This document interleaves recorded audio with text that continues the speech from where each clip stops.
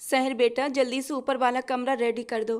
फरहत बेगम ने अपनी इकलौती बेटी से जल्दी करते हुए किचन में काम करते करते कहा। ऊपर वाला कमरा? उसमें क्या करना है अम्मी, और मैं क्यों साफ करूं? सब्जी छीलते हुए उसने माथे पर बल डालकर कहा।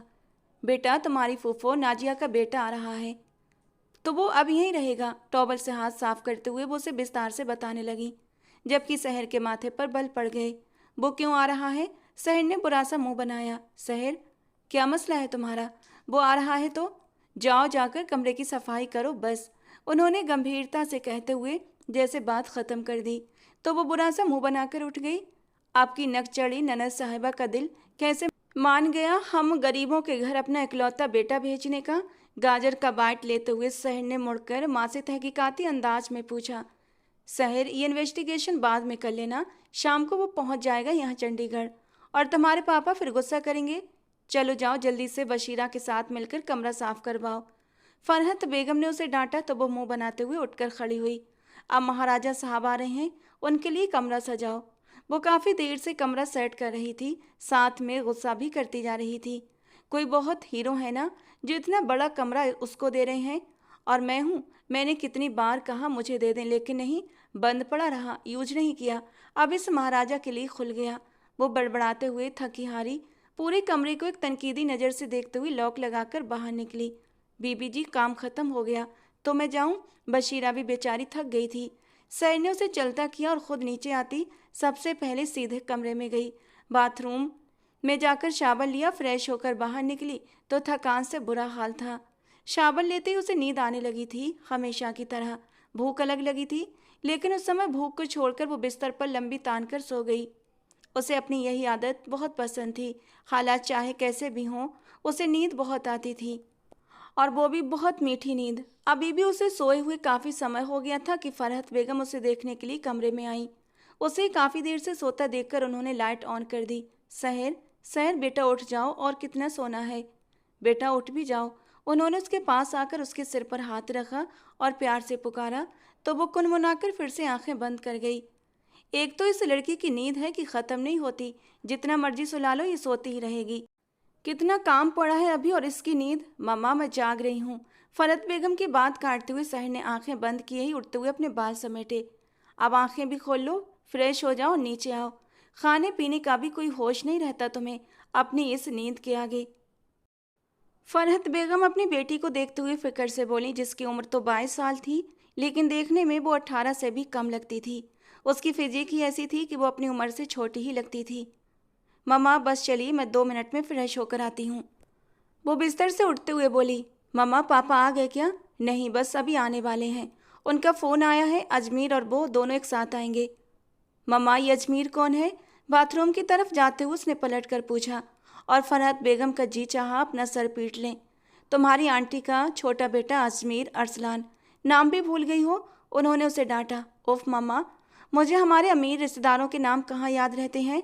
हम गरीब लोग हैं, अब उनके नाम भी हम याद रखें? हो सकता है उन्हें तो हमारा।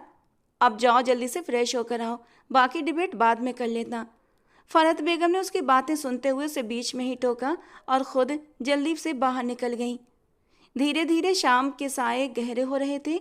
बड़े और खुले आंगन में उस समय पौधों की क्यारियां एक बहुत ही खूबसूरत नज़ारा पेश कर रही थीं। शहर की ख्वाहिश पर एक तरफ मुनीब साहब ने झूला लगवाया हुआ था। शहर का ज़्यादा समय अपने झूले पर ही गुजरता था। मुनीब साहब पेशे से वकील थे। वो बहुत ज़्यादा मशहूर तो नहीं थे, लेकिन छोटे मोटे केस सुलझा दिया करते थे। उन्हें कभी कोई बड़ा केस आज तक मिला ही नहीं था, लेकिन उनके इलाके में सब उनकी बहुत इज्जत करते थे। उन्होंने कभी हराम का पैसा नहीं कमाया, ना ही खुद को ऊपर लाने के लिए कभी किसी गलत चीज़ का सहारा लिया। उनकी इस ईमानदारी की वजह से सभी उनकी बहुत इज्जत करते थे, बहुत अपनापन देते थे। शहर बाहर खुले आंगन में खड़ी डूबते सूरज का नज़ारा कर रही थी कि तभी गेट खुला। मुनीब साहब अंदर दाखिल हुए। उनके पीछे आने वाला इंसान उनकी बहन का बेटा, उनका भांजा अजमीर अरसलान था, जिसके कंधे पर छोटा सा बैग था। गोरे रंग का वो खूबसूरत नौजवान, जिसे देखकर शहर ने तुरंत सिर पर दुपट्टा ठीक किया। अस्सलाम वालेकुम पापा। वालेकुम सलाम बच्चे, अम्मी कहाँ हैं? उन्होंने बहुत प्यार से जवाब देते हुए पूछा, जबकि अजमीर ने एक नज़र उस गेहूँगे रंग वाली नाजुक सी लड़की को देखा, जिसके चेहरे पर हया की लाली बसी हुई थी और जो उसे बेहद खूबसूरत बना रही थी। जी वो अंदर हैं, आइए। सहर ने पापा से बैग लिया कि उसी वक्त फरहत बेगम बाहर निकल कर आई। माशाल्लाह, बिस्मिल्लाह बिस्मिल्लाह, मेरा बच्चा आया है। उन्होंने आगे बढ़कर अजमीर का माथा चूमा तो वो धीरे से मुस्कुरा दिया और उनसे दुआएं लेने लगा। जबकि ये मंजर सहर ने मुंह बनाकर देखा और पापा का बैग उठाए अंदर की तरफ बढ़ गई। बातें करते हुए वो तीनों भी अंदर आ गए। और सुनाओ, अम्मी अब्बू का क्या हाल है? सब ठीक है? आंटी आप सुनाइए, आप कैसी हैं? मुझे पहले से बहुत कमज़ोर लग रही हैं आप। अजमीर की बात पर सहर ने गर्दन टेढ़ी करके उसकी ओर देखा। पहले उसने कब अम्मी को देखा कि वो उसे अब कमज़ोर लग रही हैं? अरसे बाद तो यहाँ आया है और आते ही अपनी माँ की तरह कमियाँ निकालना शुरू कर दिया। वो मन ही मन सोच रही थी। जबकि इस तरह उसके गर्दन टेढ़ी करके देखने के अंदाज को अजमीर ने कायबिर उठाकर देखा तो सहर ने तुरंत अपना रुख बदल लिया। अरे नहीं बेटा, मैं ठीक हूँ, अल्लाह का शुक्र है। आप लोग बैठे, मैं कुछ खाने पीने का इंतजाम करती हूँ। फरहत बेगम किचन की तरफ बढ़ी और साथ ही सहर को भी आने का इशारा कर दिया। आओ बरखुरदार, तो मैं तुम्हारे कमरे तक ले चलूँ। तुम मुँह हाथ धोकर फ्रेश हो जाओ, फिर मिलकर खाना खाते हैं। मुनीब साहब ने अजमेर से कहते हुए ऊपर सीढ़ियों की तरफ कदम बढ़ाए तो वो भी उनके पीछे पीछे चल पड़ा। रात के खाने पर फरहत बेगम ने अच्छा खासा इंतजाम किया था। उनकी इतनी मोहब्बत देखकर अजमीर दिल ही दिल में बुरी तरह से शर्मिंदा हो गया था, क्योंकि वो तो उनके बारे में कुछ और ही खाका दिमाग में लेकर आया था। उसकी मम्मा के हिसाब से ये लालची रिश्तेदार थे, इसीलिए यहाँ आने पर उसकी मम्मा एक पल के लिए भी खुश नहीं हुई थी। लेकिन अजमीर के पापा की वजह से चुप हो गई, जिनका ऑर्डर यही था कि वो चंडीगढ़ में अपनी आंटी के घर पर ही रुके, जबकि उसकी एक खाला का घर भी चंडीगढ़ में था। लेकिन अजमीर के पापा अरसलान नहीं माने, इसलिए अजमीर फरहत आंटी के यहाँ पर आ गया। पर उसकी मम्मा ने सख्ती से मना किया था कि उनके घर कुछ भी लेकर ना जाए। क्या हुआ बेटा, खाना क्यों नहीं खा रहे? मुनीब साहब ने उसे खाना आगे रखे सोचों में गुम देखा तो पूछ बैठे। अरे नहीं अंकल, खा रहा हूँ, वो धीमे से मुस्कुराया, जबकि सहर की तेज नजरें उसी पर टिकी हुई थीं। खाने के बाद मुनीब साहब ने सहर को कहवा बनाने को कहा, जो उनकी हमेशा की आदत रही थी। क्यों अजमीर बेटा, कहवा पियोगे ना? उन्होंने गार्डन की एक तरफ रखी कुर्सियों पर बैठते हुए बड़े प्यार से पूछा। कहवा? वो थोड़ा हैरान हुआ, जबकि सहर को तो मौका मिल गया इस शख्स को नीचा दिखाने का। ये कहाँ कहवा पीते होंगे अब्बू जान? इन्हें क्या पता कहवा क्या होता है? ये तो वो क्या कहते हैं, कड़वी सी काली सी वो ब्लैक कॉफ़ी पीते होंगे, है ना अजमीर भाई? सर ने आंखें मटकाते हुए कहा तो अजमीर एकदम गंभीर हो गया। वो उस पर तंज कर रही थी और वो उसके तंज को अच्छे से समझ गया था। अंकल, मैं कहवा पीऊँगा, वो सहर को नज़रअंदाज करते हुए मुनीब साहब से बोला और सामने लगे झूले को देखने लगा, जबकि सहर पांव पटकती हुई वापस मुड़ गई। ये है जाहिद बिला, जहाँ उनके जिद्दी बेटे अरसम जाहिद का राज था। लेकिन वो आजकल घर कम रहता था, उसका ज़्यादातर वक्त कोर्ट में ही गुजरता था। उसे वकालत का बहुत शौक था और इन दिनों वो अपने सीनियर एडवोकेट मुनीब साहब के अंडर काम कर रहा था, जिस पर उसके पापा जाहिद साहब काफ़ी नाराज़ थे। लेकिन वो उनकी सुनता कब था? वो तो अरसम जाहिद था, अपनी ज़िंदगी अपने तरीके से जीने वाला। अरसम, कहाँ जा रहे हो? जाहिद साहब ने उसे बाहर निकलते देखा तो तुरंत पूछा। कुछ काम है। वो मोबाइल पर वक्त देखते हुए उन्हें इग्नोर करके आगे बढ़ गया। और मुझे भी तुमसे कुछ ज़रूरी काम है, वो फिर से बोले। जी बोलिए, वो लगातार मोबाइल देखते हुए उनसे बोला। जाहिद साहब को गुस्सा चढ़ गया।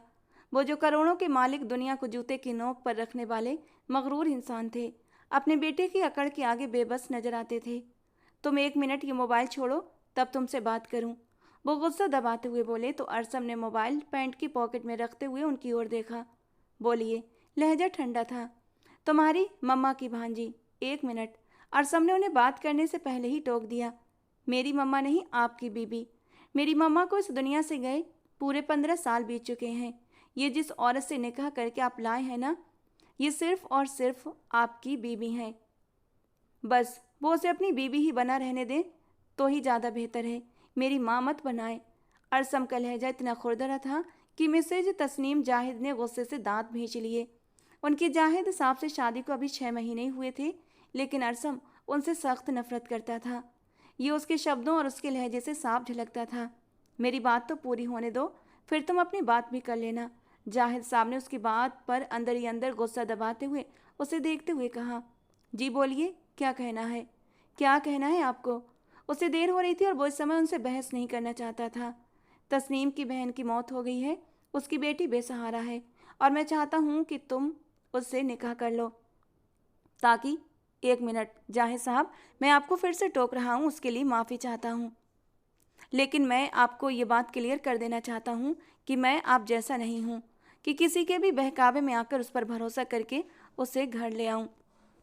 मैं अरसम जाहिद हूँ, मेरा अपना एक मापदंड है और मैं शादी ऐसी लड़की से करूँगा जिसे मैं पसंद करूँगा।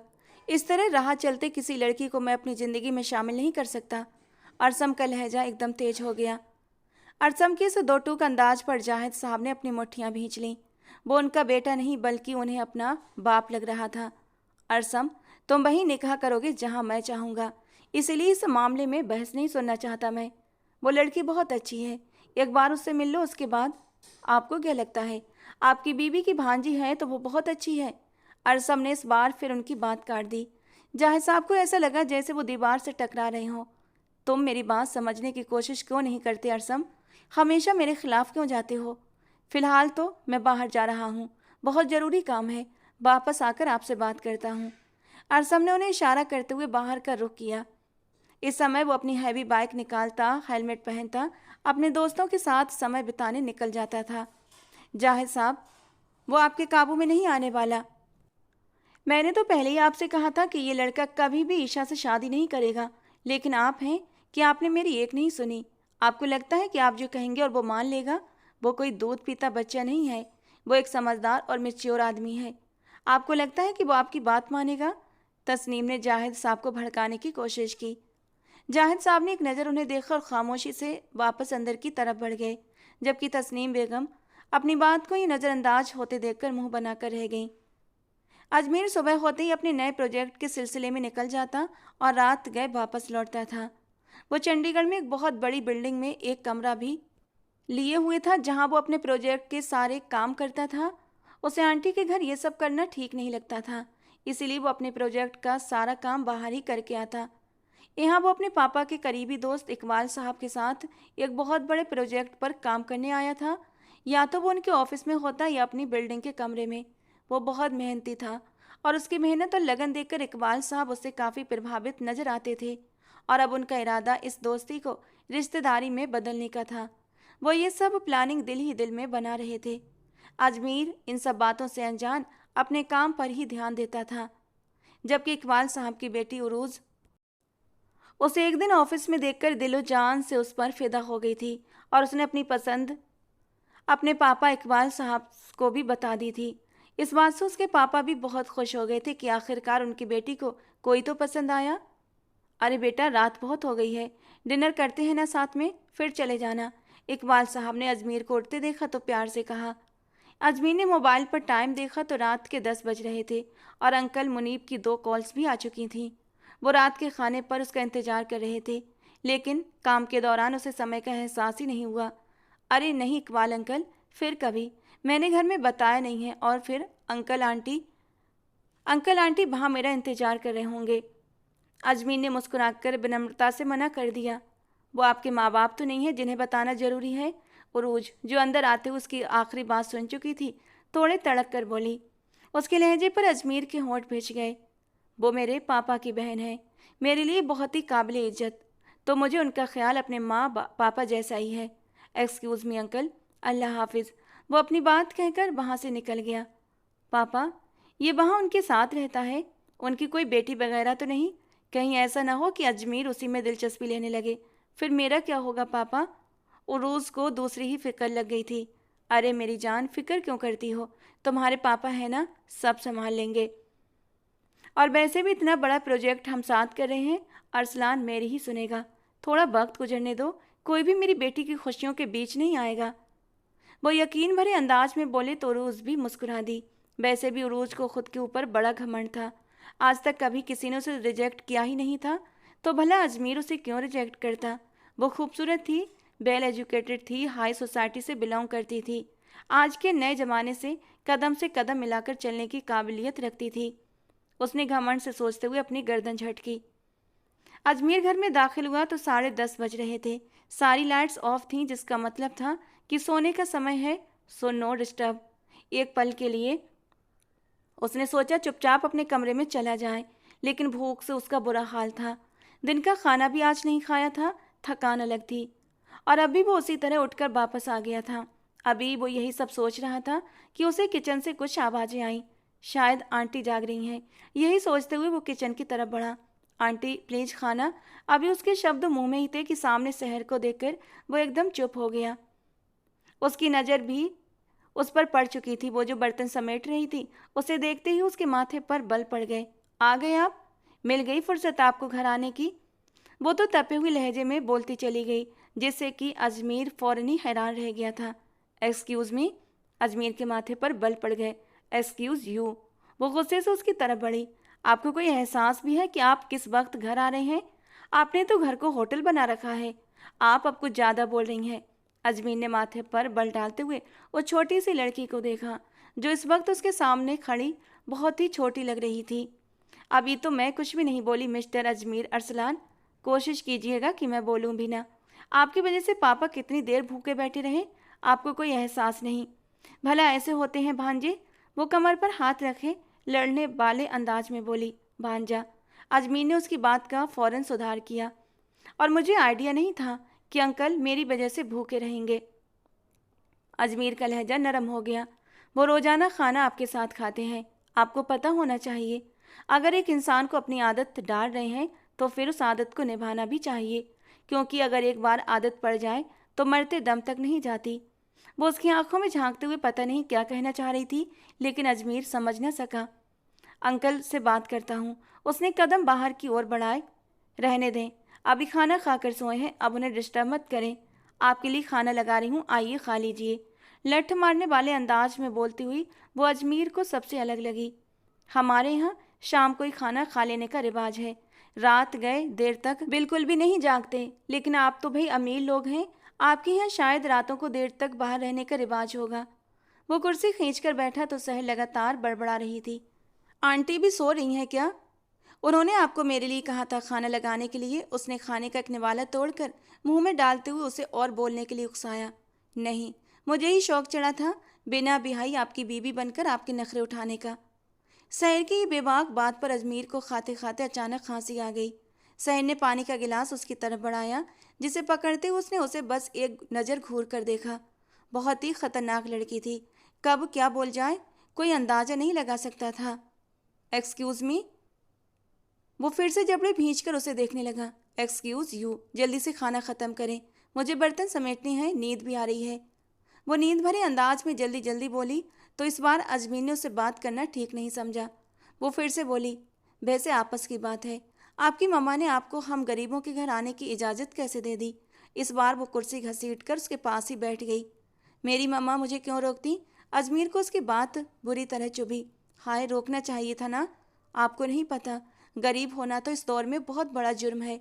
और फिर अमीर रिश्तेदार गरीब रिश्तेदारों को इंट्रोड्यूस कराते हुए भी शर्माते हैं। अब आपकी सगाई को ही देख लें। आपकी सगाई कर दी, लेकिन अपनी सगी भाभी को नहीं बुलाया। सहर ने उसे बताते हुए अफसोस से कहा। वो मेरी सगाई नहीं थी, मेरे बड़े भाई की थी। और दूसरी बात, तुम ज़रूरत से ज़्यादा बोल रही हो। अजमीर को अब उसका इस तरह बात करना अच्छा नहीं लगा। भाई खून सफ़ेद हो गए हैं आजकल तो। अमीर गाली भी दें तो कहावत लगती है, और गरीब अच्छी बात भी कह लें तो गाली लगती है। It's natural. खाना खा लिया, बर्तन उठा लूं? उसने अपनी काली आंखें फैलाकर पूछा, जैसे उसे चिढ़ा रही हो। अभी खा रहा हूँ, वेट करो। अजमीर भी अब बदला लेने के लिए जानबूझकर बैठा रहा। वैसे मैंने तो सुना था अमीर लोग बहुत कम खाना खाते हैं, मतलब वही डाइटिंग शाइटिंग वगैरह करते हैं ताकि बॉडी अच्छी बने। लेकिन आपको देखकर ऐसा लग नहीं रहा। खाने में तो माशाल्लाह पूरा पूरा इंसाफ कर रहे हैं, और बॉडी भी। एक्सक्यूज़ मी, मेरी बॉडी पर कोई कमेंट मत करना। इन बाइसेप्स और सिक्स पैक को अगर तुमने मोटापे से कंपेयर किया तो मुझसे बुरा कोई नहीं होगा। Senseless girl.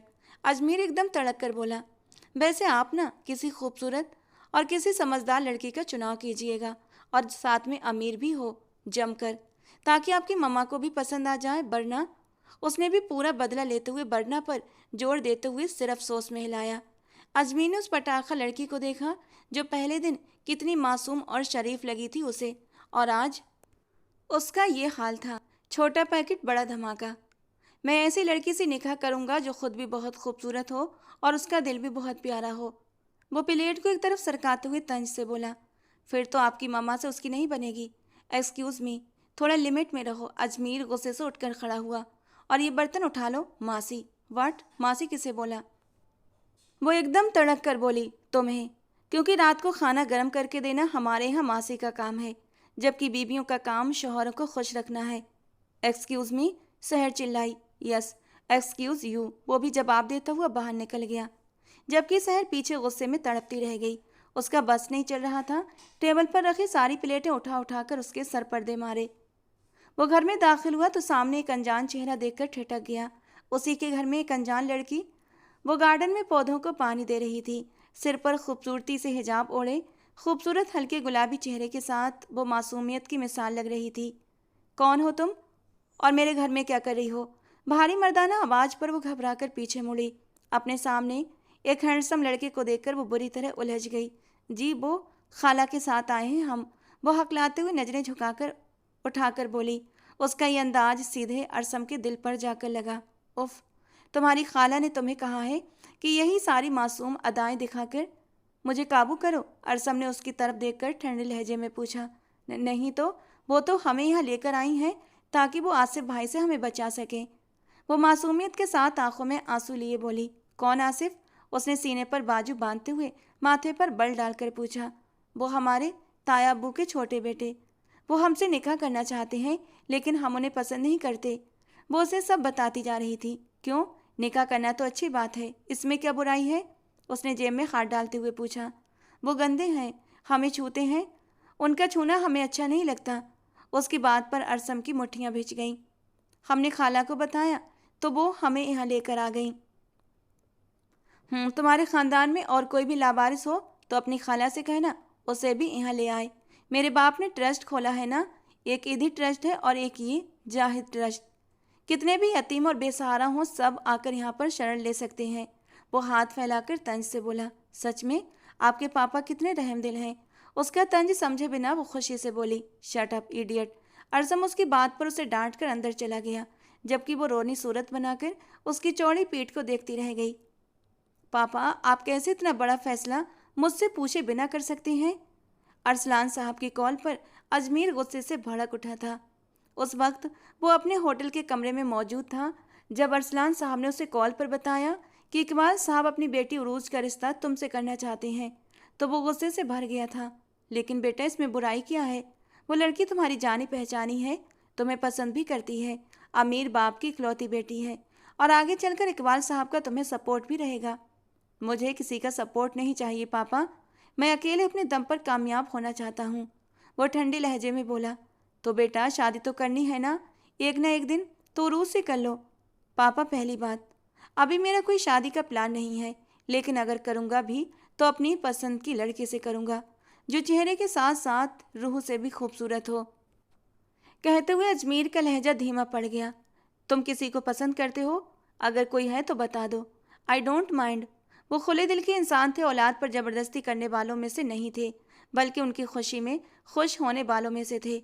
अचानक अजमीर की नज़रों में सहर की तस्वीर उभर कर आई, लेकिन अगले ही पल उसने सिर झटक दिया। फ़िलहाल तो कोई नहीं पापा, और जब होगी तो सबसे पहले आपको बताऊंगा। मुझे थोड़ा काम है पापा, बाद में बात करता हूँ। वो इतना कहकर कॉल काट गया। अब वहीं सोफे पर बैठा वो इकबाल साहब और उनकी बेटी के बारे में सोचकर हल्का सा परेशान हो गया। अब्बू प्लीज़ चलिए ना, मुझे जाना है आपके साथ। सहर कब से मुनीब साहब को मार्केट के लिए जिद कर रही थी। उसे कुछ किताबें खरीदनी थी, लेकिन आज मुनीब साहब की तबीयत कुछ भारी भारी सी थी। वो गाड़ी चलाने की हालत में नहीं थे। बेटा जी, कल चलेंगे ना, आज आपके अब्बू थक गए हैं, उन्होंने प्यार से कहा। नहीं नहीं नहीं, 3 दिन से आप मुझे टाल रहे हैं, मुझे वो बुक्स चाहिए। अरसा बता रही थी लास्ट एडिशन है, अगर ख़त्म हो गई तो फिर नहीं मिलेंगी। वो फिर से मुंह बनाकर बोली। सहर, तुम्हें पापा की तबीयत दिखाई नहीं दे रही? क्यों तंग कर रही उन्हें? फरहत बेगम ने उसे डांटा तो वो उदास होकर चुप हो गई। अरे अरे, तो मेरे और मेरी बेटी के मामले में मत बोला करो बस। मैं अपनी बेटी का उतरा हुआ चेहरा देख ही नहीं सकता। अस्सलामुअलैकुम अंकल, कैसे हैं? अचानक अजमीर की आवाज़ पर तीनों चौंक गए। वालेकुम सलाम बेटा, आज तो जल्दी आ गए, उन्होंने मुस्कुराते हुए कहा। अजमीर ने घड़ी देखी, शाम के 5 बज रहे थे। जी बस काम थोड़ा कम था तो आ गया। असल में तो वो थोड़ा सा अंदर से परेशान था, इसीलिए घर आ गया था, मगर ये बात किसी को बता नहीं सका। चलो अच्छा है, आराम करो। मैं जरा शहर को मार्केट ले जा रहा हूँ, इससे कुछ किताबें लेनी हैं, बहुत ज़रूरी हैं। बोलते हुए बोले कि अचानक उन्हें चक्कर सा आ गया। पापा, अंकल। शहर और अजमेर दोनों ने एक साथ मुनीब साहब को आगे बढ़कर संभाला था। आप ठीक है ना? अजमेर परेशान हुआ। हाँ बेटा ठीक हूँ। नहीं पापा, रहने दीजिए, आप नहीं जाएंगे, आपकी तबीयत ठीक नहीं है। शहर आंखों में आंसू लिए बोली। लेकिन बेटा किताबें ज़रूरी हैं। उन्होंने शहर को अपने साथ लगाया। पापा जान, आपसे ज़रूरी कुछ भी नहीं, वो भारी आवाज़ में बोली, जिसने अजमेर के दिल को भी हिला दिया। अंकल आप आराम करें, मैं शहर को ले जाता हूँ। अजमेर ने अपनी मदद की पेशकश की। बेटा खुश रहो, जाओ शहर बेटे, अजमेर के साथ चली जाओ। मुनीब साहब वापस बैठते हुए बोले। आज उन्हें अपनी तबीयत सच में ठीक नहीं लग रही थी। शहर मना करना चाहती थी, लेकिन अपने पापा का चेहरा देखकर चुपचाप अंदर बढ़ गई और थोड़ी ही देर के बाद एक बड़ी सी चादर ओढ़कर बाहर आई। ध्यान से जाना बेटा, फरहत बेगम चिंता से बोली। अजमेर के साथ उसकी गाड़ी में फ्रंट सीट पर बैठते ही शहर का दिल जोर जोर से धड़कने लगा। उसकी गाड़ी काफ़ी महंगी थी, शायद उसकी कीमत में उसके पापा की 3 गाड़ियां आराम से आ जाएं। मुझे रास्तों का ज़्यादा पता नहीं, कौन सी मार्केट जाना है? उसे ख्यालों में गुम देखकर अजमीर ने पूछा तो वो एकदम से चौंक गई। उर्दू बाजार, वहाँ बहुत अच्छी और सस्ती किताबें मिल जाती हैं। शहर ने उसे अपनी तरफ से अहम जानकारी दी। तुम्हें कौन सी किताबें चाहिए? अजमीर ने गाड़ी को उसके बताए हुए रास्ते पर डालते हुए पूछा। अपनी कोर्स की, मुझे उर्दू अदब का बहुत शौक़ है। अभी मेरा बीए का रिजल्ट आया था तो मैंने एमए उर्दू अदब में एडमिशन ले लिया। उसके कोर्स की किताबें तो मेरे पास मौजूद हैं, लेकिन पेपर में बहुत कुछ सिलेबस से हट कर आता है, तो उससे रिलेटेड। बस बस मैं समझ गया। उसके लगातार जवाब देने पर अजमीर ने उसे टोका। अरे बस यहीं रोक दें, वो सामने वाली गली में शॉप है और आपकी ये तोप उस गली में नहीं जाएगी। वो उसकी गाड़ी को तोप से तुलना करते हुए खुद नीचे उतर गई, जबकि अजमीर दांत पीसता रह गया। वो शॉप के अंदर घुस गई, जबकि वो वहीं इंतजार करता मोबाइल इस्तेमाल करने लगा। काफ़ी समय गुजर गया, वो बाहर नहीं निकली, तो मजबूरन अजमीर को उसके पीछे जाना पड़ा। वो शॉप में दाखिल हुआ जिस शॉप में शहर दाखिल हुई थी, लेकिन शहर वहाँ कहीं नहीं थी। वो पूरी शॉप में उसे ढूंढ चुका था, लेकिन वो वहाँ नहीं थी। अजमीर का दिल एकदम से बेचैन हो गया। कहाँ चली गई? मेरे सामने तो इसी शॉप में। वो शॉप वाले से पूछता हुआ बाहर निकला। उसने भी अनजान होने का इजहार किया था, जिससे अजमीर और भी ज़्यादा परेशान हो गया था। अब कहाँ ढूंढूं इस लड़की को? वो आसपास की हर गली में देखता हुआ अपना सिर चकराता महसूस कर रहा था। उसे लगा जैसे उसका दिल कहीं खो गया हो। तभी वो पलटा तो उसे एक शॉप के बाहर खड़ी वो किसी किताब के पन्ने पलटती हुई नजर आई। अजमीर ने एक सुकून भरी गहरी सांस छोड़ते उसका खुदा का शुक्र अदा किया और उसकी तरफ गुस्से में बढ़ा। वापसी पर अजमीर का गुस्से से बुरा हाल था। वो शहर को शॉप से कलाई पकड़कर बाहर ले आया था और सीधा गाड़ी में बिठा दिया था। इस अचानक हरकत पर शहर बुरी तरह घबरा गई। उसे समझ ही नहीं आया कि अजमीर को अचानक क्या हो गया। ड्राइव करते हुए भी उसका गुस्सा साफ नजर आ रहा था। आपने मुझे बुक्स नहीं लेने दी, वो धीमे से बोली। भाड़ में गई तुम्हारी बुक्स, वो गुस्से से चिल्लाया तो वो डर के मारे सहम गई। तुम्हें कोई एहसास है? तुम मेरे सामने एक शॉप में गई, फिर वहां से निकलकर दूसरी शॉप में चली गई। कम से कम मुझे बता तो सकती थी ना। क्या पहली बार आए हो इस मार्केट में? इस बार सहम भी दांत भींच कर बोली। यहाँ एक ही दुकान से किताबें नहीं मिलती, दुकान दुकान जाकर घूमना पड़ता है, देखना पड़ता है, सिलेबस से जुड़े टॉपिक्स देखने पड़ते हैं, तब जाकर खरीदती हूँ मैं। अब हराम की कमाई तो है नहीं कि ऐसे ही। Shut up. वो झटके से गाड़ी रोकते हुए उस पर गरजा। तुम्हारी नज़र में जो भी अमीर है वो हराम की कमाई करता है क्या? उसकी आंखों में आंखें डालकर वो गुस्से से पूछ रहा था। सब तो नहीं, कोई कोई। वो बोली रही थी कि अजमीर की सख्त नज़रों पर उसकी आंखें झुक गईं। अजमीर ने सिर झटक दिया। इंतहाई जाहिल किस्म की लड़की हो तुम। उसने गाड़ी फिर से स्टार्ट करते हुए तंज किया। हर अमीर को गरीब जाहिल ही लगता है। दूसरों में कीड़े निकालने वालों को अपने अंदर के बड़े बड़े काले सांप नजर क्यों नहीं आते? शहर भी कहाँ चुप रहने वाली थी। उसने तुरंत जवाब दिया। तुम्हारी जुबान बहुत कैंची की तरह चलती है। उसने एक नज़र उसे देखा और फिर सामने देखने लगा। काटनी पड़ेगी और मैं ही काटूंगा इसे। अजमेर की बात पर वो कानों तक लाल हो गई। मुझे आइसक्रीम खानी है। अचानक उसकी नई मांग सुनकर वो उसे घूरने लगा। पापा खिलाते थे, वापसी पर मुझे आदत है। एक तो किताबें भी नहीं दिलाई, अब आइसक्रीम खिलाइए, वरना घर जाकर पापा से शिकायत करूंगी। वो बड़े आराम से उसे धमका रही थी। अजमेर का दिल तो नहीं किया, लेकिन उसकी मासूम शक्ल देखकर वो एक आइसक्रीम शॉप पर गाड़ी रोक ही गया। अब बताओ कौन सी खानी है? कौन आइसक्रीम? फट से शहर की तरफ से जवाब आया था। वाट, ये कौन सा फ्लेवर है? अजमेर थोड़ा हैरान हुआ। उफ, बाहर तो आइए। वो झट से बाहर निकलती हुई शॉप वाले को कोन आइसक्रीम देने को कहने लगी। अंकल, वो यूनिकॉर्न जैसी उसकी प्यारी सी लेयर्स भी बनाना। बच्चों की तरह वो शॉप वाले को समझा रही थी, और कुछ ही मिनटों में मशीन से उसकी कोन आइसक्रीम बनकर तैयार होकर उसके हाथों में आ गई। उसके चेहरे पर बेइंतहा खुशी थी, जैसे कोई बहुत बड़ी चीज हासिल कर ली हो। उसने आइसक्रीम को होंठों से लगाया, आंखें बंद करके उसका मजा लेने लगी, जबकि उसके गुलाबी होंठों को देखते हुए अजमीर के गले में अटकन सी हुई थी, और दिल दिल अजीब सा महसूस करने लगा। क्या हुआ, आप भी खाएंगे? वो उसकी तरफ हाथ बढ़ाते हुए पूछने लगी। नहीं, तुम खाओ, गाड़ी में चलकर बैठो। वो अपने जज्बात संभालते हुए बालों में हाथ फेरते बोला। पागल हो गए हैं? आपकी गाड़ी गंदी हो जाएगी। ये पिघल रही है ना, फिर बाद में आप मुझे ही सुनाएंगे कि मेरी इतनी महंगी गाड़ी गंदी कर दी। वो मुंह बनाकर बोली, और अजमीर को वो बहुत प्यारी लगी। दूर एक गाड़ी आकर रुकी थी, जिसमें से उरोज ये मंजर देख रही थी और अंदर ही अंदर जल भुन रही थी। आज ही उसने अजमीर को साथ में कॉफ़ी पीने के लिए कहा था, जिसे उसने ये कहकर मना कर दिया था कि उसे घर में ज़रूरी काम है, और उसका ये ज़रूरी काम देखकर वो अंदर ही अंदर जलती रह गई थी। ड्राइवर को गाड़ी आगे बढ़ाने को कहती हुई उसने उन दोनों पर एक तीखी नज़र डालना नहीं भूली थी। मैं निकाह के लिए तैयार हूँ पापा। क्या? अरसम ने अपने पापा को हैरान कर दिया। तुम सच कह रहे हो? जी बिल्कुल, एकदम सच। कब करना है निकाह, आज या कल? वो ऐसे पूछ रहा था जैसे निकाह करना 5 मिनट की बात हो। अरे यार, थोड़ा सब्र करो, पहले मुझे खुश तो हो लेने दो कि मेरा बेटा मान गया है। जाहिद साहब उसकी तरफ बढ़े और उससे गले से लगा लिया, तो वो हल्की सी बनावटी मुस्कान के साथ उन्हें देखने लगा। आज मुझे यकीन हो गया कि तुम मेरे बेटे हो, उन्होंने उसके कंधे पर हाथ रखते हुए प्यार से कहा। क्यों, पहले शक था क्या?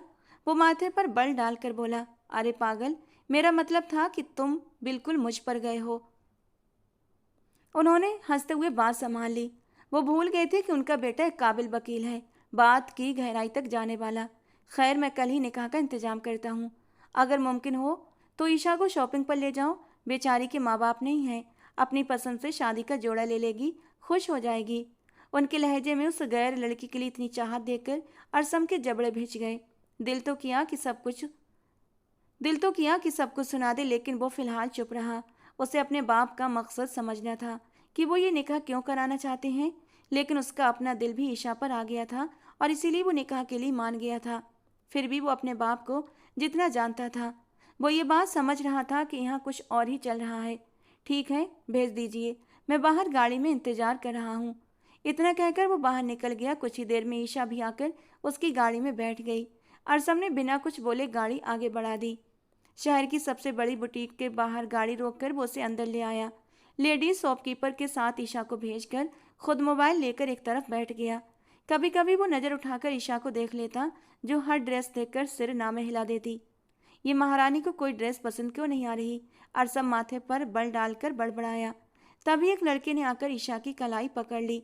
ईशा के चेहरे का रंग एकदम से बदल गया था कि अगले ही पल अरसम ने उस लड़के से उसकी कलाई छुड़ाई। वो लड़का अरसम को देखकर थोड़ा घबरा गया। उसे लगा था कि ईशा अकेली थी। अरसम के हाथ की पकड़ इतनी मजबूत थी कि उस आदमी को लगा उसकी कलाई टूट जाएगी। कौन हो तुम? छोड़ो मुझे।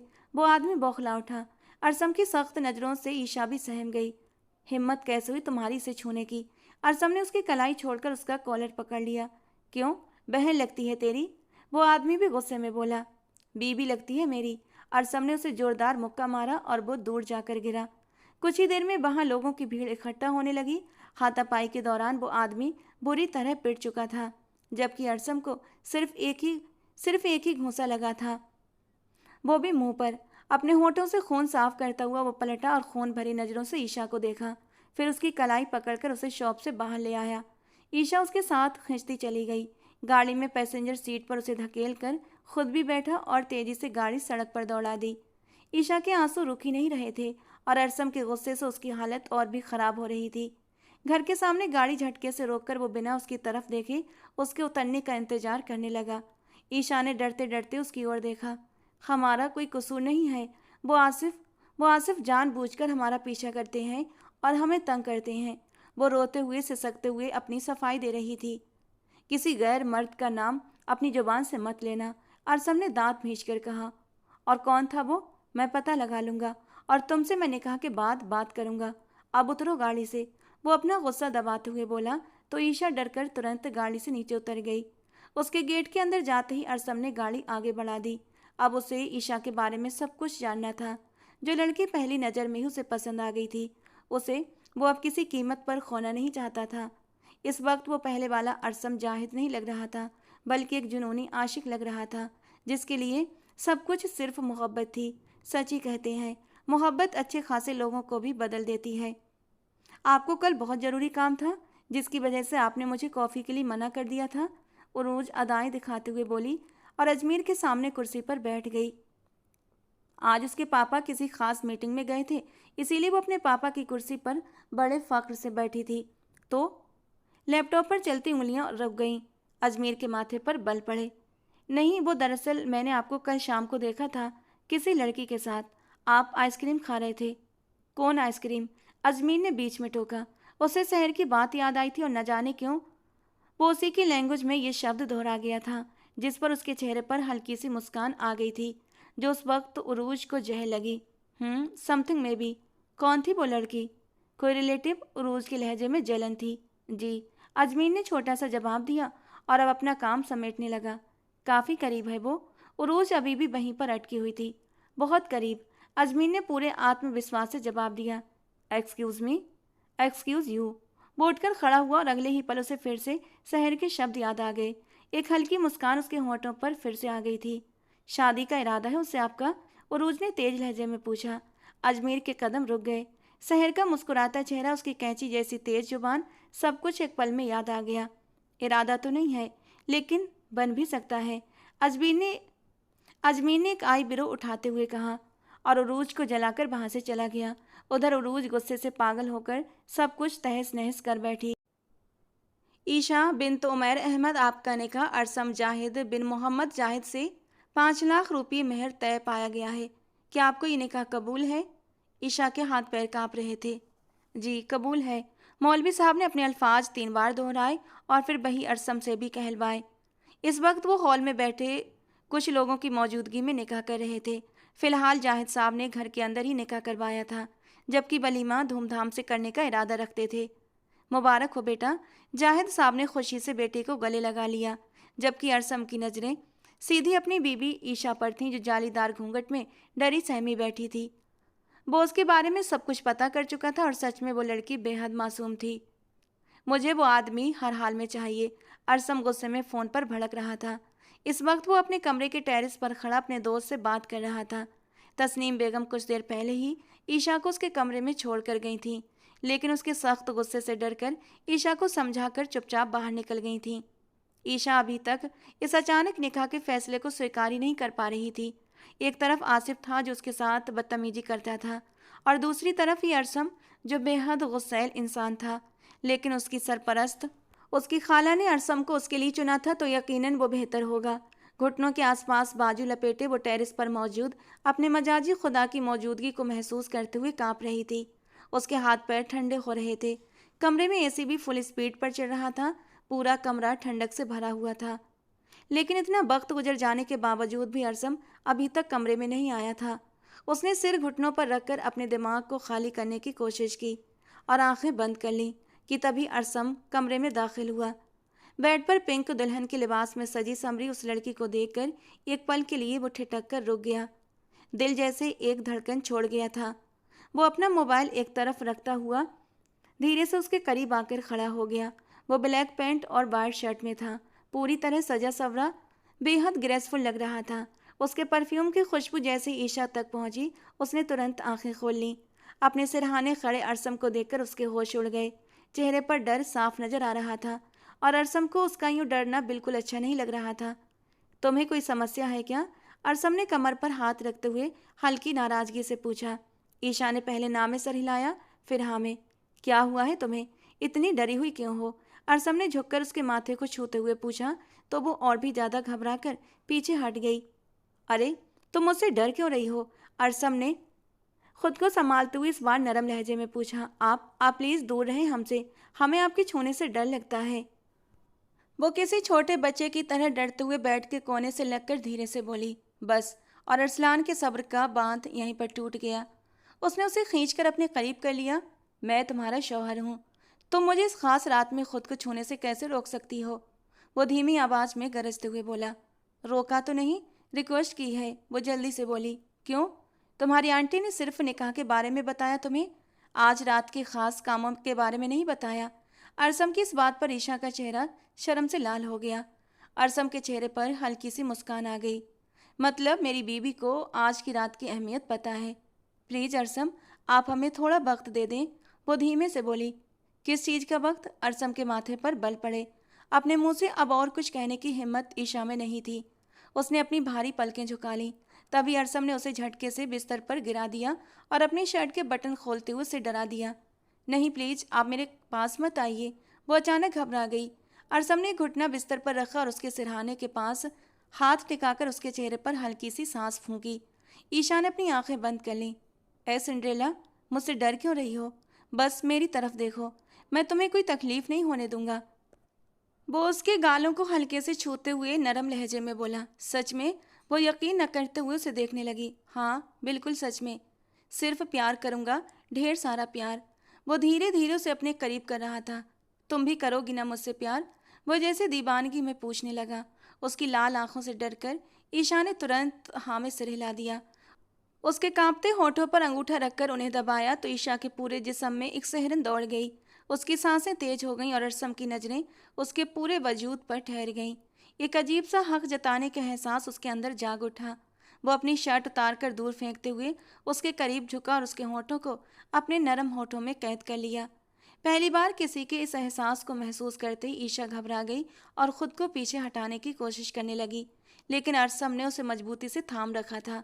वो समझ गया था कि वो उसके करीब आने से डर रही है, लेकिन अब वो खुद को उसे दूर नहीं रख पा रहा था। वो उसे अपना बनाना चाहता था, उसे अपने करीब महसूस करना चाहता था। थोड़ी देर के बाद वो पीछे हटा तो ईशा घबराई हुई नज़रों से उसे देख रही थी। अरसम ने उसके माथे को चूमते हुए उसका दुपट्टा और गहने उतार कर एक तरफ रख दिए, फिर उसे अपनी बाहों में उठाकर सोफे पर आकर बैठ गया। ईशा अब भी उसकी गोद में बैठी हुई थी और उसकी बाहें उसकी गर्दन के गिर्द लिपटी हुई थीं। अब बताओ, डर क्यों रही हो? उसने उसका चेहरा अपने सामने करते हुए पूछा तो ईशा को वो बेहद प्यारा लगा। आपके होठों पर लिपस्टिक लगी है, उसने उसकी बात का उल्टा जवाब दिया, जिस पर अरसम मुस्कुरा उठा। मैंने तुम्हारे होठों की लाली चुरा ली है जानम। वो उसे और करीब करता हुआ उसकी धड़कनों पर अपना चेहरा रख गया। ईशा ने अपनी सांस रोक ली थी। तुम्हारी धड़कनें जैसे थम सी गई हैं ईशा, मुझे इन धड़कनों में अपना नाम सुनना है, सिर्फ अरसम पुकारो। वो उसकी धड़कनों पर होंठ रखते हुए दीवानगी में बोला। उसकी इस हद तक की दीवानगी और जुनून को देखकर ईशा के होश उड़ने लगे। वो जैसे जुनून बनकर उस पर अपनी मोहब्बत बरसाने लगा। उसके ब्लाउज को उतारते एक पल को उसका हाथ रुका, फिर अचानक उसे अपनी बाहों में उठाकर सारी लाइट्स ऑफ कर दी और उसे बिस्तर पर लिटा दिया। उसके होठों के करीब झुकते हुए उसने उसे सोचने समझने का मौका भी नहीं दिया और खुद को उस पर हावी कर लिया। जबकि ईशा से जुनूनी इंसान के सामने अपनी सारी हिम्मत और रोक टोक हार गई और ख़ुद को उसके हवाले कर दिया, जो हर पल को खूबसूरत और यादगार बनाने में डूबा हुआ था। आपका प्रोजेक्ट आपको मुबारक। अच्छा वक्त गुजरा आपके साथ, लेकिन हमारा साथ यहीं तक था, इससे आगे हमारा साथ नहीं चल सकता। अलविदा। तुम गलत कर रहे हो अजमीर, इकबाल साहब ने गुस्सा दबाते हुए कहा। मैं अपने साथ कुछ भी गलत होने से बचा रहा हूँ। मेरी बेटी को ठुकराकर तुम अच्छा नहीं कर रहे, इस बार उन्होंने धमकी भरे लहजे में कहा। आप मुझे धमकी ना दें तो बेहतर है सर, मैं आपकी बहुत इज्जत करता हूँ और हरगिज नहीं चाहता कि आपसे किसी तरह की बदतमीजी हो, लेकिन अपनी ज़िंदगी के फैसले मैं खुद लेने का हक रखता हूँ। नुकसान में रहोगे। इस बार उनका लहजा धीमा था। दिल का नुकसान हो जाए, लेकिन अगर पैसों का नुकसान हो भी जाए तो वो मंजूर नहीं। एक नज़र उन्हें देखते हुए वो वहाँ से निकल गया। इकबाल साहब अपना सिर पकड़ कर रह गए। उन्हें अब उरूज को संभालना था। जो बेहद मुश्किल लग रहा था, लेकिन उन्हें अपनी बेटी को हर हाल में संभालना था। वो उसे किसी मोहब्बत के रोग में अपनी ज़िंदगी बर्बाद करते नहीं देख सकते थे। इकबाल साहब के पास से आने के बाद अजमीर 3 दिन तक अपने कमरे में ही बंद रहा। मुनीब साहब ने उससे अपने दिल की लगभग हर बात शेयर कर ली थी, सिवाय उस एक बात के जिससे वो अब तक नजरें चुरा रहा था, और मुनीब साहब बस उसे दिलासा ही दे सके। 2 दिनों से उसका अपने पापा के साथ बहुत बहस चल रही थी।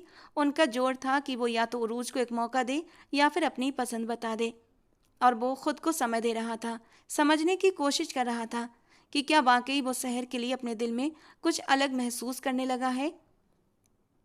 क्या सच में वो शहर को अपनी ज़िंदगी का हिस्सा बनाना चाहता है? इस सवाल का जवाब उसे अब तक नहीं मिला था। थक हार कर वो कमरे से बाहर निकला तो किचन में शहर चाय के साथ काफ़ी ज़्यादा चीज़ों का इंतजाम कर रही थी, जबकि उसका चेहरा बेहद गंभीर था। इतना सारा इंतजाम? कोई आया है क्या? अजमीर ने शहर से पूछा, जिसने एक नज़र उसे घूर कर देखा और फिर मुंह फेर लिया। ये बटर स्कॉच आज चुप क्यों है? वो मन ही मन सोचता हुआ मुड़ा ही था कि पीछे से आवाज आई, अरे शहर, अभी तक ऐसे ही खड़ी हो? जल्दी से चाय ले जाओ। और अजमीर बेटा, आप भी आ जाइए, चाय पी लें और मेहमानों से भी मिल लें। वो बड़े ही प्यार से बोली, आंटी कौन से मेहमान? अरे वो मेरी दोस्त है ना जूबिया, वो अपने शौहर के साथ आई हैं, अपने इकलौते बेटे के साथ। अभी हाल ही में उनका बेटा कनाडा से आया है। बहुत ही समझदार, बहुत ही प्यारा लड़का है। अपने बेटे के लिए, अपने बेटे के रिश्ते के लिए वो शहर। प्लीज आंटी, अजमीर का दिल जैसे किसी ने निकाल लिया था। आप उन्हें मना कर दें, वो बच्चों की तरह तेज लहजे में बोला। शहर और फरहत बेगम ने एक दूसरे को हैरानी से देखा। प्लीज आंटी, आप उन्हें शहर का रिश्ता नहीं देंगी, बल्कि शहर उनके सामने जाएगी ही नहीं। वो उनके हाथ थाम कर प्यार से बोला, लेकिन बेटा ये सब, क्या मैं आपका बेटा नहीं हूँ? क्या मैं आपको अजीज नहीं? वो अब मासूम बनकर उन्हें इमोशनल करने लगा। अजीज हो मेरी जान, सबसे ज़्यादा अजीज हो। पर बेटा, अभी तो शहर को चाय ले जाने दो। वो बशीरा है ना, उससे कह दें चाय ले जाए। मैं नहीं चाहता कि किसी गैर मर्द के सामने मेरी शहर जाए। आप प्लीज मना कर दें उन्हें। अजमीर की बातों पर फरहत बेगम परेशान होती बाहर चली गई, जबकि शहर कमर पर हाथ बांधे अजमीर को घूरने लगी। ये सब क्या कह रहे थे आप? क्यों, तुमने कुछ सुना है क्या? वो उसके पास आता हुआ शरारत से बोला। आप कुछ ज़्यादा ही हक नहीं जता रहे, जबकि आपको पता है हमारे स्टेटस में ज़मीन आसमान का फ़र्क है। और आपकी अम्मी, अम्मी जान बोला करो। अजमीर ने उसे गहरी नज़रों से देखते हुए कहा। एक बार बोला था बचपन में, तो बहुत जोर का थप्पड़ पड़ा था। दोबारा थप्पड़ खाने का शौक नहीं है। वो मुंह बनाकर बोली, चलो फिर सासू माँ कह दिया करना। अपनी ही बात पर अजमीर ने होंठ मींच लिए। वो खुद भी अंदर से शर्मिंदा था कि उसने अपनी इकलौती आंटी से पहले कभी रिश्ता क्यों नहीं रखा। आप मजाक अच्छा कर लेते हैं, बहुत अच्छा सेंस ऑफ ह्यूमर है आपका, शहर ने हल्का सा मुस्कुराते हुए कहा। अजमीर ने उसकी कलाई पकड़कर उसे अपनी ओर खींच लिया। मेरे रोमांस का सेंस भी बहुत अच्छा है, और ये बात भी तुम बहुत जल्दी कहोगी मेरी जानम, जब एक दिन तुम मेरा रोमांस लाइव देखोगी। देखोगी नहीं बल्कि महसूस करोगी। और ये जो तुम्हारी कैंची की तरह चलती जबान है ना, तब देखूंगा कि ये जबान कितनी चलती है। वो उसके कान में धीरे से कहकर आंख मारते हुए दरवाजे की ओर बढ़ गया कि तभी अचानक पलट गया। उन मेहमानों के सामने मत जाना, वरना। वरना क्या? उसने उसे घूर कर पूछा। वरना टांगें तोड़ दूंगा तुम्हारी, वो आंखें दिखाते हुए बोला, जैसे पूरा हक जता रहा हो। मुनीब साहब से शहर के लिए अपनी पसंद का साफ इजहार करने के बाद वो उनसे वादा लेकर वापस मुंबई चला गया, जहां उसे अपने घर वालों को मनाना था। उसके पापा उससे थोड़े नाराज तो थे, लेकिन बहन की बेटी के लिए वो भी मना नहीं कर सके, जबकि मम्मी किसी भी हाल में राजी नहीं हो रही थी। मुझे पता होता कि ये वहाँ प्रोजेक्ट के बजाय लड़की ही पसंद करके आ जाएगा तो मैं से हरगिज उन कंगालों के घर न भेजती। मामा प्लीज़, वो मेरी फूफी हैं और बहुत अच्छे लोग हैं, वो इज्जतदार और शरीफ। हाँ हाँ, देख ली उनकी शरीफी, बेटी को आगे कर दिया। मम्मा, इस बार अजमीर की आवाज़ ऊंची हो गई। ये मेरी अपनी मर्जी है, मुझे शहर पसंद है, जबकि वो तो अभी राजी नहीं हैं। उन्होंने साफ शर्त रखी है, अगर आप अपनी खुशी से इस रिश्ते के लिए राजी होंगी तभी वो शहर का रिश्ता देंगी, वरना। वरना क्या? अरसलान साहब के माथे पर बल पड़े। वरना वो मुझे खाली हाथ लौटा देंगे। अजमीर उदास हो गया। अच्छी बात है, कुछ तो समझदारी दिखाई उन लोगों ने। नाजिया बेगम ने मुंह बनाते हुए कहा, मम्मा आप जैसा चाहें, लेकिन एक बात तो तय है, शादी करूंगा तो सिर्फ शहर से, वरना किसी से नहीं। वो अपना फैसला सुनाकर चला गया। नाजिया बेकार की जिद छोड़ दो, अगर बड़े बेटे की पसंद को मान सकती हो तो छोटे बेटे के साथ ही जिद क्यों? आप जानते हैं उनकी हैसियत। वो अपनी बात रखने लगी। बस कर दो यार, ये दौलत, ये जायदाद, ये रुतबा किस काम का जब अपने ही साथ ना हो। इतने सालों से आप उन्हें उनकी गरीबी की सजा देती आई हैं।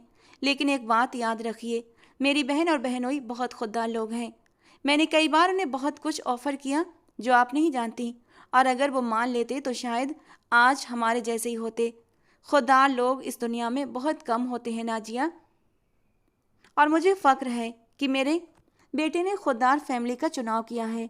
अरसलान साहब की बातें नाजिया के दिल को छू गईं और फिर वो अपने बेटे की खुशी के लिए इस रिश्ते के लिए राजी हो गईं। अरसलान साहब इस रिश्ते से बहुत खुश थे। रिश्ता तय होने के एक हफ्ते बाद ही रुखसती की तारीख तय कर दी गई। अजमेर के बड़े भाई के साथ ही उसकी शादी की डेट भी रखी गई थी। शहर को ये सब किसी सपने जैसा लग रहा था। पता नहीं क्यों ये पल पता नहीं क्यों ये दिल चुपके चुपके उसे चाहने लगा था। हालांकि अच्छे से जानती थी अजमेर चांद है और वो ज़मीन की खाक। इसके बावजूद वो खुद को उसे चाहने से रोक नहीं पाई थी, और जब बिन मांगे ही उसकी चाहत उसे मिल गई तो उसे समझ नहीं आ रहा था वो अपनी खुशी कैसे जाहिर करे। अजमेर को अपने शौहर के रूप में सोचते ही उसके दिल की धड़कनें इन दिनों और तेज हो जाती थीं। अजमेर उसे 2-3 बार कॉल भी कर चुका था, लेकिन वो उठाती नहीं थी। अब अजमेर भी सोच चुका था कि रुखसती के बाद ही उससे ठीक से बात करेगा। आसिफ को अपने दोस्त पुलिस अफसर से सबक सिखाने के बाद आज अरसम ईशा के साथ हनीमून का प्लान बना रहा था और जाहिद साहब को अपने प्लान के बारे में बता रहा था। वो तो बहुत खुश हुए, लेकिन तस्नीम बेगम का मूड थोड़ा ख़राब हो गया। अभी इतनी भी क्या जल्दी है? 2 दिन ही तो हुए हैं तुम्हारी शादी को। आपसे किसी ने सलाह नहीं मांगी? अरसम ने मुंह बनाकर कहा। अरसम, जाहिद साहब ने उसे टोका। पापा, मैं नहीं चाहता कि कोई भी मेरे किसी पर्सनल मामले में दखल दे। मैं अपनी ज़िंदगी अपने उसूलों पर जीता हूँ, इसीलिए नो डिस्टर्बेंस। वो खाने की टेबल से उठ गया और ईशा को कमरे में आने का इशारा किया। वो उसके इशारे को अच्छी तरह समझ गई थी। 2 दिनों में ही उसने ईशा को अपने प्यार के रंग में रंग लिया था। वो भी चुपचाप उठकर उसके पीछे कमरे की तरफ बढ़ी। कमरे में दाखिल होते ही अरसम ने दरवाज़ा लॉक किया और उसके होठों पर अपने होठ रख दिए। ईशा बुरी तरह घबरा गई, लेकिन अरसम की पकड़ अपनी जान पर बहुत मजबूत थी। सहर अपना घूंघट निकाले उस बड़े से कमरे में अजमेर की सेज पर सजी समरी बैठी थी। उसका दिल जोर जोर से धड़क रहा था। बारात से लेकर रुखसती तक अजमेर बहुत संजीदा रहा था, और उसकी संजीदगी कहीं उसकी नाराज़गी तो नहीं, यही सोचकर सहर को थोड़ा डर भी लग रहा था। दरवाज़ा खुलने की आहट पर वो चौंक गई। कोई धीरे धीरे चलता हुआ उसके करीब आया और उसके सामने बैठकर उसका घूंघट हटा दिया। सहर ने एक पल के लिए अजमेर की चमकती हुई आंखों को देखा, लेकिन अगले ही पल उसने अपनी पलकें झुका ली। क्या हुआ? मेरी बटर स्कॉच आज चुप क्यों है? उसके इतने नॉर्मल अंदाज में बोलने पर सहर को जैसे हिम्मत मिल गई हो। मुझे लगा कि आप मुझसे नाराज़ हैं, वो धीमी आवाज़ में बोली। नाराज़ तो हूँ। यार, तुम फ़ोन क्यों नहीं उठाती थी? क्या बहुत भारी था? वरना तो तुम्हारी जुबान कैंची की तरह चलती है। फ़ोन नहीं उठा सकती थी? आप मुझे शादी की पहली रात ही डांट रहे हैं?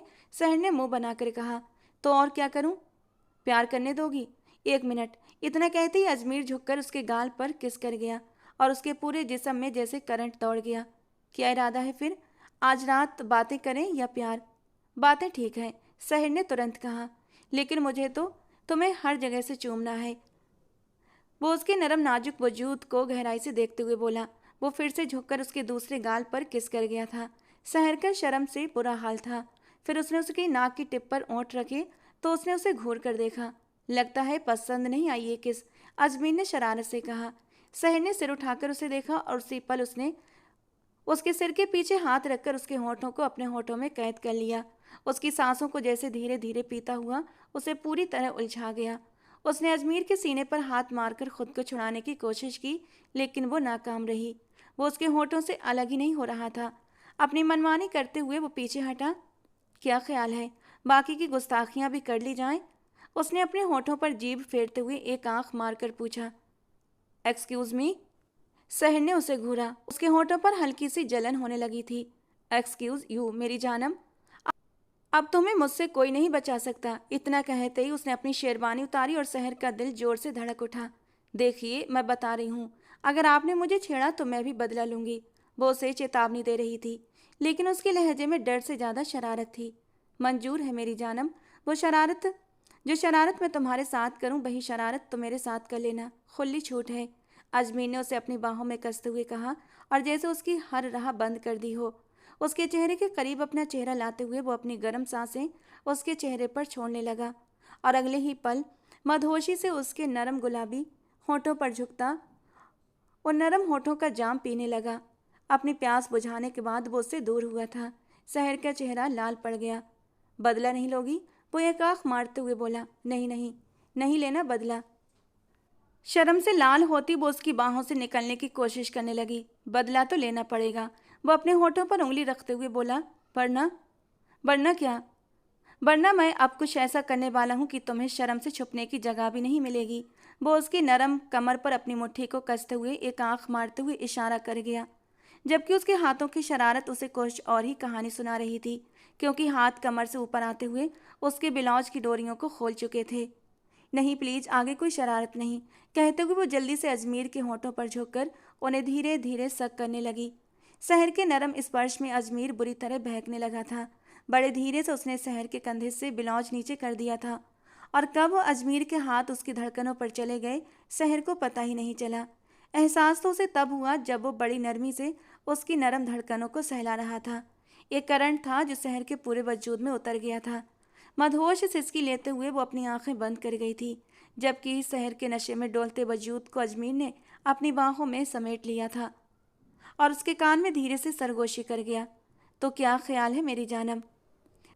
आगे की शरारत की जाए या फिर सुहागरात कल परसों के लिए पोस्टपोन कर दी जाए? नहीं नहीं प्लीज, अभी कर लेते हैं। सहर उसकी बात पर जल्दी से बोली थी, लेकिन अपनी जल्दबाजी पर शर्म से लाल भी हुई थी। चेहरा दोनों हाथों में छुपाते हुए वो उसकी तरफ से रुख मोड़ गई, जबकि अजमीर ने पीछे से उसे अपने सीने से लगाते हुए उसके कंधे पर अपने गर्म दहकते होंठ रख दिए थे। वो कौन सा अब शहर से दूर रहना चाहता था? वो बड़ी शिद्दत से उसे अपना बनाता चला गया, अपनी मोहब्बत के रंग उस पर निछावर करता चला गया और शहर ने भी इन खूबसूरत पलों को दिल से महसूस किया था। रात अपने तमाम रंग बिखेर कर खामोशी में डूब चुकी थी और अब एक नई सुबह उन दोनों की जिंदगी के दरवाजे पर दस्तक दे रही थी। सुबह की पहली किरण खिड़की के हल्के से खुले पर्दे से अंदर आई, जैसे सुनहरी धूप ने कमरे को प्यार से छू लिया हो। हल्की हल्की ठंडी हवा चल रही थी, जिसमें फूलों की भीनी खुशबू घुली हुई थी। शहर की आंखें धीरे से खुलीं। रात की थकान अब भी उसके चेहरे पर थी, लेकिन होठों पर एक हल्की सी मुस्कान थी। उसने महसूस किया कोई उसके बेहद करीब उसे थामे हुए है। अजमीर, वो अभी उसे अपनी बाहों में लिए सो रहा था, जैसे उसे छोड़ना ही नहीं चाहता था। शहर ने हल्के से उसकी तरफ देखा। उसके चेहरे पर एक अजीब सा सुकून और एक अपनापन था जो उसने पहले कभी महसूस नहीं किया था। तभी बाहर से मस्जिद से आती अजान की मधुर आवाज़ गूंज उठी। उस आवाज़ में एक अलग ही सुकून था, जैसे सुबह खुद इबादत बनकर उतर आई हो। पास की मस्जिद से आती अजान, चिड़ियों की चहचहाहट और हवा में घुली ठंडी सी ताजगी सब मिलकर उसको पल को बेहद खूबसूरत बना रहे थे। सैर धीरे से उठी ताकि अजमीर की नींद न टूटे। वो खिड़की के पास जाकर खड़ी हो गई। सामने मस्जिद का मीनार दिखाई दे रहा था, सुबह की रोशनी में नहाया हुआ, बेहद सुकून देने वाला। उसने आंखें बंद की और पहली बार दिल से दुआ मांगी, इस नए रिश्ते के लिए, इस नए सफ़र के लिए। कि तभी पीछे से किसी ने उसे धीरे से अपनी बाहों में समेट लिया था। इतनी सुबह सुबह जाग गई, बिना मुझे बताए? अजमीर की नींद से भरी आवाज़ उसके कानों में गूंजी। शहर हल्का सा मुस्कुराई। अजान ने जगा दिया था। अजमीर ने उसके कंधे पर अपना सिर टिका दिया और धीरे से अपने होठों से उसे छू लिया। तो दुआ में मेरा नाम लिया? शहर ने धीरे से उसकी ओर देखा। उसकी आंखों में अब झिझक कम और अपनापन ज़्यादा था। अब दुआ में आपका नाम अपने आप आ जाता है। अजमीर मुस्कुरा दिया। उसने उसके माथे पर हल्का सा चुम्बन रखा। फिर से बटर स्कॉच खाने का मन कर रहा है, मेरी बटर स्कॉच? वो शरारत से एक आंख दबाता हुआ बोला और उसकी बात का मतलब समझकर शहर फौरन बाथरूम की ओर भागी थी। बिल्कुल भी नहीं अजमीर, पूरी रात तुमने मुझे सोने नहीं दिया है। आपने मुझे थका कर रख दिया है। अब तो बिल्कुल भी नहीं। बाथरूम में जाते शहर ने अंदर से दरवाज़ा बंद किया, जबकि बाहर से अजमीर हंसता रह गया था। बाहर सूरज पूरी तरह उग चुका था और अंदर दो दिलों के बीच एक नई पाक पवित्र शुरुआत हो चुकी थी। तो दोस्तों, आज की कहानी कैसी लगी कमेंट बॉक्स में ज़रूर बताना। पसंद आई हो तो प्लीज़ लाइक करना। ऐसी और कहानियों के लिए हमारे चैनल को सब्सक्राइब करें। मिलते हैं दोस्तों अगली किसी नई और रोमांटिक कहानी के साथ।